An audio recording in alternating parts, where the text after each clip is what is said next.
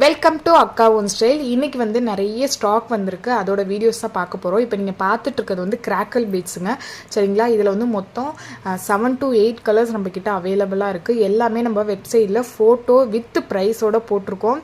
Website வந்து ட்ரஸ்டடானது தான், சரிங்களா?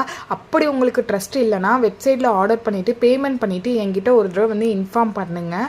இன்ஃபார்ம் பண்ணணுங்கிறது மஸ்ட்டு கிடையாது, பட் இன்ஃபார்ம் பண்ணிக்கோங்க. இது வந்து உங்களோட நம்பிக்கைக்காக சொல்கிறேன்.